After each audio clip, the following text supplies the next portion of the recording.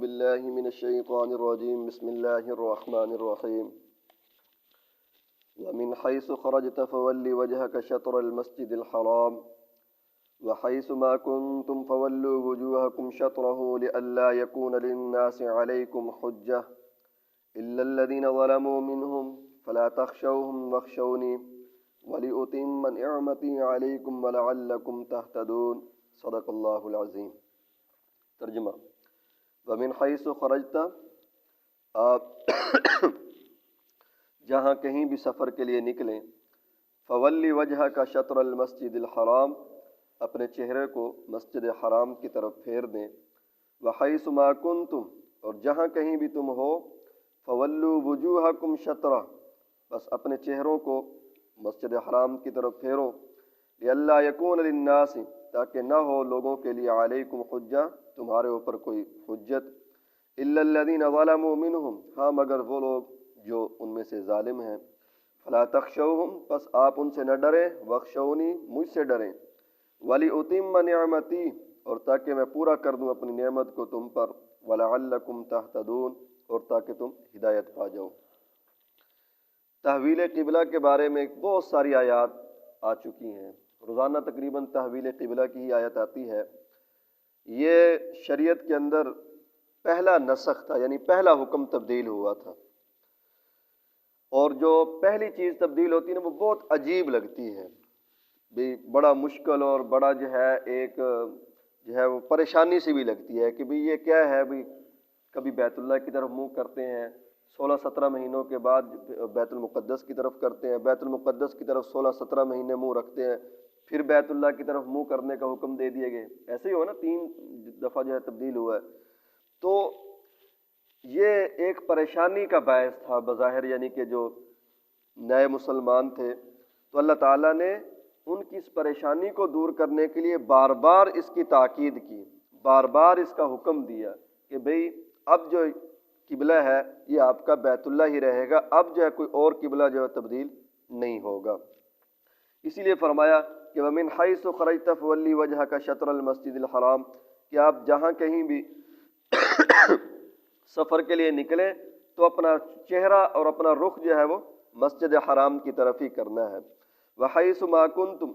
پیچھے تو تھا کہ خرجت، آپ نکلے، یعنی حضور علیہ الصلوۃ والسلام کو خطاب تھا، اور ہو سکتا تھا کوئی کہہ دیتا کہ بھئی یہ صرف حضور کو خطاب ہے، ہمارے لیے نہیں ہے، تو اللہ تعالیٰ نے پوری امت کو کہا کہ ما کنتم، جہاں کہیں تم ہو تو فولوا وجوہکم، ساری امت کے لیے یہی حکم ہے کہ اب جو نماز پڑھنی ہے اس کا رخ اور آپ کا قبلہ جو ہے وہ بیت اللہ شریف ہے، اسی طرف منہ کرنا ہے۔ اور فرمایا کہ وحیث ما کنتم فولوا وجوہکم شطرہ لئلا یکون للناس علیکم حجہ، تاکہ لوگوں کے لیے تمہارے اوپر کوئی حجت بازی نہ ہو، کہ اب تمہارا قبلہ جو ہے وہ بیت اللہ ہے، اور لوگوں کے لیے تمہارے اوپر کوئی اعتراض والی بات نہیں ہو سکتی۔ کیوں اعتراض والی نہیں ہو سکتی بھئی؟ اس لیے کہ یہود و نصارہ تو اعتراض اس لیے نہیں کر سکتے کہ ان کی کتابوں کے اندر لکھا ہوا تھا کہ جو آخری نبی آئے گا وہ نبی القبلتین ہوگا،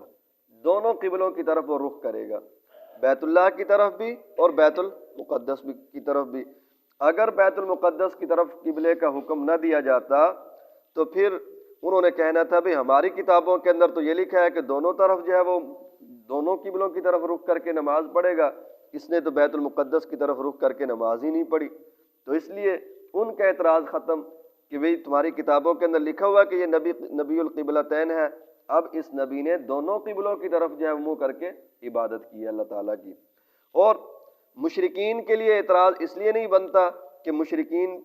کہتے تھے کہ بھئی ہم بھی ملت ابراہیمی کے اوپر ہیں، اور حضور نبی کریم صلی اللہ علیہ وسلم کی جو شریعت ہے، آپ کی جو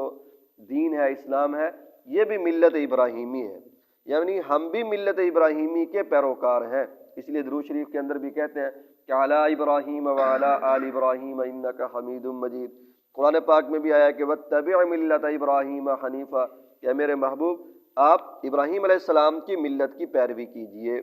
تو ہم بھی ملت ابراہیمی کے اوپر ہیں، تو ملت ابراہیمی کا جو قبلہ ہے وہ بیت اللہ شریف ہے، اس لیے ان کو بھی جو ہے وہ اعتراض نہیں بنتا۔ ہاں اللہ تعالیٰ فرماتے ہیں کہ الا الذین ظلموا منہم، جو ظالم ہیں وہ تو اعتراض کریں گے ہی کریں گے بھائی، وہ تو جن کی اعتراض کرنے کی عادت بنی ہوئی ہے وہ تو اعتراض کریں گے ہی کریں گے، وہ تو ایسے ہی ہے جیسے وہ کہتے ہیں کہ بھی آٹا گوندتے ہوئے ہلتی کیوں ہے۔ جنہوں نے اعتراض کرنا ہے انہوں نے کرنا ہی کرنا ہے، ٹھیک ہے نا جی۔ فلا تخشوہم، آپ ان سے نہ ڈریں، وخشونی، مجھ سے ڈریں۔ ان کے اعتراضات کی جو ہے، کسی کے اعتراض کے اوپر آدمی کو جو ہے وہ نظر نہیں کرنی چاہیے، بس اللہ کا ڈر اور خوف دل کے اندر ہونا چاہیے۔ یہ نہیں آنا چاہیے دل کے اندر کہ بھی فلاں کیا کہے گا، فلاں کیا کہے گا، فلاں اگر میں نے اس طرح کیا۔ جو کام کرنا ہے اللہ کی رضا کے لیے کرنا ہے، اللہ رب العزت کو خوش کرنے کے لیے کرنا ہے۔ جب انسان کا یہ ذہن بن جائے تو پھر اعتراضات کوئی اثر نہیں رکھتے، اعتراضات جو ہے کوئی دل کے اوپر اثر نہیں کرتے، کوئی اعتراضات کی وجہ سے آدمی گھبراتا نہیں ہے۔ ہاں اگر دوسروں کو خوش کرنا ہو پھر اعتراضات سے ڈرتا ہے۔ اللہ رب العزت کی ذات کے لیے، اللہ کے حبیب کے لیے اگر کوئی اعتراض کرتا ہے تو آدمی کو وہ اعتراض برداشت کر لینے چاہیے۔ اللہ تعالیٰ نے خود اپنے محبوب کو فرمایا کہ فلا تخشوہم، تم ان سے نہ ڈرو، بلکہ پوری جو ہے یہ سب کو خطاب ہے کہ فلا تخشوہم، تم ان سے نہ ڈرو، اعتراض کرنے والوں سے، ظالموں سے، وخشونی، مجھ سے ڈرو، وَلِأُتِمَّ نِعْمَتِي عَلَيْكُمْ، اور تاکہ میں اپنی نعمت کو تمہارے اوپر پورا کر دوں۔ کیسے؟ اللہ تعالیٰ کی بڑی نعمت ہے کہ اللہ تعالیٰ نے ہمیں سب سے اعلیٰ کتاب عطا فرمائی، بے مثال نبی عطا فرمایا، اور بے مثال قبلہ عطا فرمایا۔ اور یہ وہ قبلہ ہے کہ جس کے اندر اگر ایک عبادت کرو گے تو اللہ تعالیٰ لاکھ گنا ثواب عطا فرماتے ہیں۔ ہم یہاں نماز پڑھتے ہیں، ایک نماز کا ایک نماز کا ہی ثواب ملے گا، اور بیت اللہ شریف کے اندر اگر نماز پڑھیں گے تو ایک نماز کا کتنا ثواب ملے گا؟ 1,00,000 نمازوں کا ثواب ملے گا۔ اور یہاں سبحان اللہ کہتے ہیں تو ایک دفعہ سبحان اللہ، اور وہاں اگر ایک مرتبہ سبحان اللہ کہیں گے تو 1,00,000 مرتبہ سبحان اللہ کہنے کے برابر ثواب لکھا جائے گا۔ تو اللہ تعالیٰ نے نعمت کو پورا کیا ہے۔ قرآن پاک ہے کہ تلاوت کریں، ایک ایک حرف کے اوپر 10 نیکیاں۔ وضو کے ساتھ نماز کے اندر کھڑے ہو کر اگر تلاوت کریں تو ایک ایک حرف کے اوپر 100 نیکی اللہ تعالیٰ نامہ اعمال کے اندر لکھتے ہیں۔ اور بے مثال کتاب، اسی طرح نبی بھی بے مثال عطا فرمایا ہے، ٹھیک ہے نا جی۔ سب سے زیادہ عظمت اور شان والا کہ حضرت عیسیٰ علیہ السلام جو صاحب شریعت ہیں، صاحب کتاب ہیں، ٹھیک ہے نا جی، صاحب رسالت ہیں، انہوں نے اللہ تعالیٰ سے درخواست کی کہ اللہ تیرا احسان ہے کہ تو نے مجھے نبی بنایا ہے، رسول بنایا ہے، تیرا کرم ہے کہ تو نے مجھے کتاب عطا فرمائی ہے، لیکن آخری